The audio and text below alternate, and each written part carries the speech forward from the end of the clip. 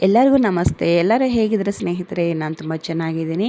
ಇವತ್ತು ನಮ್ಮ ರೆಸಿಪಿ ಬಂದುಬಿಟ್ಟು ಮಿಲ್ ಮೇಕರ್ ಆಲೂ ಪಲಾವ್ ಅಂತಂದ್ಬಿಟ್ಟು ತುಂಬ ಚೆನ್ನಾಗಿರುತ್ತೆ. ಸೊ ನೀವು ಯಾವ ಸ್ಟೈಲಲ್ಲಿ ಮಾಡ್ತೀರೋ ನನಗೆ ಗೊತ್ತಿಲ್ಲ. ಸೊ ನಾನು ನನ್ನದೇ ಆದ ಸ್ಟೈಲಲ್ಲಿ ಮಾಡಿದ್ದೀನಿ. ರುಚಿಯಲ್ಲಂತೂ ಕಾಂಪ್ರಮೈಸ್ ಆಗಂಗೆ ಇಲ್ಲ, ಅಷ್ಟು ಚೆನ್ನಾಗಿದೆ ಸ್ನೇಹಿತರೆ. ಸೊ ತಡ ಮಾಡೋದು ಬೇಡ, ಬನ್ನಿ ಯಾವ ರೀತಿ ಮಾಡೋದು ಈ ಮಿಲ್ ಮೇಕರ್ ಪಲಾವ್ ಅಂತಂದ್ಬಿಟ್ಟು ನೋಡ್ಕೊಂಬರೋಣ. ಮೊದಲು ನಾನಿಲ್ಲಿ ಸ್ಟವ್ ಮೇಲೆ ಒಂದು ಪಾತ್ರೆ ಇಟ್ಬಿಟ್ಟು ನೀರನ್ನು ಬಿಸಿ ಮಾಡೋಕ್ಕಿಟ್ಟಿದ್ದೀನಿ. ಇವಾಗ ಅದಕ್ಕೆ ನಾನು ತಗೊಂಡಿರುವಂತಹ ಈ ಸೋಯಾಬೀನನ್ನು ಹಾಕ್ಬಿಟ್ಟು ಒಂದು ಕುದಿ ಬರೋವರೆಗೂ ಕುದಿಸ್ಕೊಂಡಿದ್ದೀನಿ.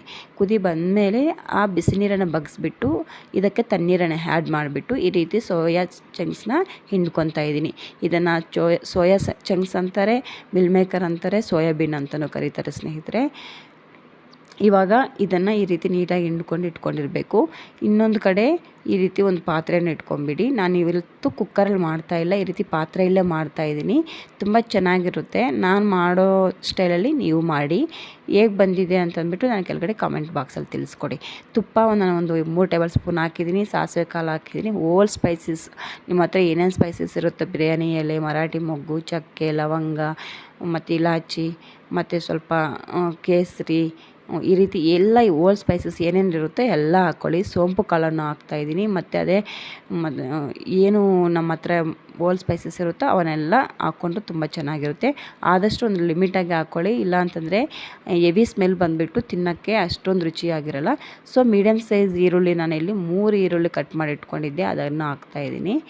ಈರುಳ್ಳಿ ಅನ್ನೋದು ಸ್ವಲ್ಪ ಕಲರ್ ಟರ್ನ್ ಆಗಬೇಕು, ಅಲ್ಲಿವರೆಗೂ ಈ ರೀತಿ ಕೈ ಆಡಿಸ್ಬೇಕಾಗುತ್ತೆ.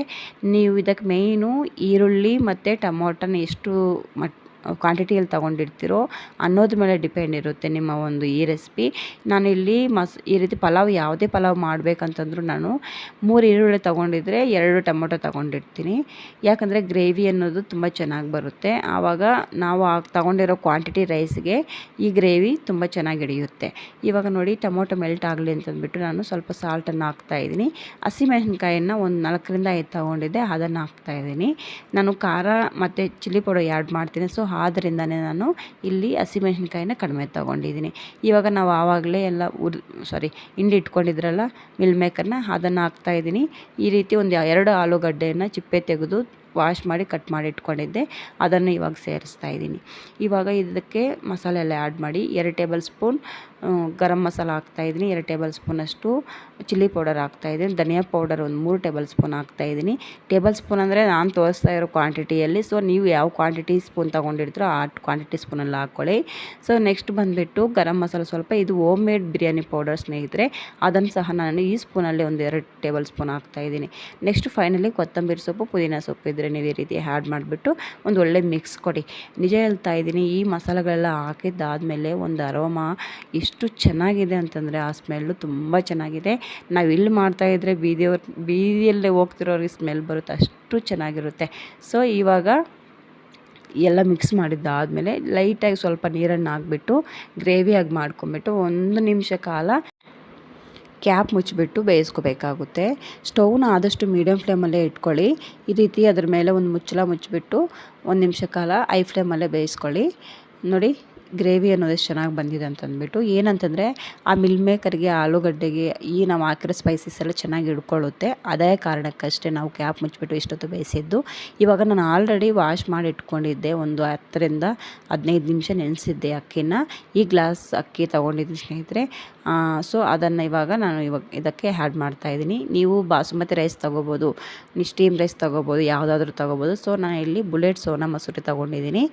ಸೊ ಇವಾಗ ನಾನು 2 ಗ್ಲಾಸ್ ಅಕ್ಕಿ ತೊಗೊಂಡಿದ್ದೆಲ್ಲ, ಅದಕ್ಕೆ 4 ಗ್ಲಾಸ್ ನೀರನ್ನು ಸೇರಿಸ್ತಾ ಇದ್ದೀನಿ.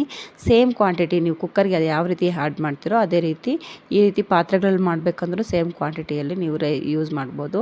ಇನ್ನು ಸ್ವಲ್ಪ ಜಾಸ್ತಿನೇ ಹಾಕ್ಕೋಬೇಕಾಗುತ್ತೆ, ಯಾಕಂತಂದರೆ ಸ್ವಲ್ಪ ನಮಗೆ ಉದುರುದ್ರಾಗಿ ಬೇಕು ರೈಸು ಅಂತಂದರೆ ಸ್ವಲ್ಪ ಕಡಿಮೆ ಹಾಕ್ಕೊಳ್ಳಿ. ಸ್ವಲ್ಪ ನಮಗೆ ಮೆತ್ತಗೆ ಬೇಕು ಅನ್ನೋರು ಇನ್ನು ಸ್ವಲ್ಪ ಒಂದು ಅರ್ಧ ಗ್ಲಾಸಷ್ಟು ನೀರು ಜಾಸ್ತಿ ಹಾಕ್ಕೊಳ್ಳಿ. ನೀರಲ್ಲಿ ಇಂಚುಮಿಂಚು ಕೆಲವೊಂದು ಕುಕ್ಕರಲ್ಲಿ ಜಾಸ್ತಿ ತಗೊಳ್ಳುತ್ತೆ, ಕೆಲವೊಂದು ಕುಕ್ಕರಲ್ಲಿ ಕಡಿಮೆ ತಗೊಳ್ಳುತ್ತೆ, ಈ ರೀತಿ ಇರುತ್ತೆ. ಸೊ ಅದನ್ನು ನೋಡ್ಕೊಂಡು ಹಾಕ್ಕೊಳ್ಳಿ.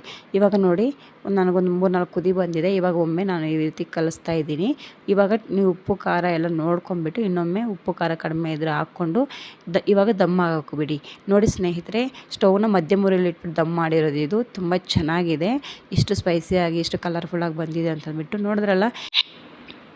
ಇವಾಗ ಈ ರೀತಿ ಒಂದು ಮೊಸರು ಜೊತೆ ಸರ್ವ್ ಮಾಡಿ ತುಂಬ ಚೆನ್ನಾಗಿರುತ್ತೆ. ತುಂಬ ಇಷ್ಟಪಟ್ಟು ತಿಂತಾರೆ ಸ್ನೇಹಿತರೆ. ನೋಡಿದ್ರಲ್ಲ ಸ್ನೇಹಿತರೆ, ಇದು ನಮ್ಮ ಇವತ್ತಿನ ಮಿಲ್ ಮೇಕರ್ ಪಲಾವ್ ಮಾಡೋ ವಿಧಾನ. ನಿಮ್ಮೆಲ್ಲರಿಗೂ ಇಷ್ಟ ಆಗಿದ್ರೆ ಲೈಕ್ ಮಾಡಿ, ಶೇರ್ ಮಾಡಿ, ಕಾಮೆಂಟ್ ಮಾಡಿ, ಚಾನಲ್ಗೆ ಸಬ್ಸ್ಕ್ರೈಬ್ ಮಾಡ್ಕೊಂಡು ನೋಡಿ.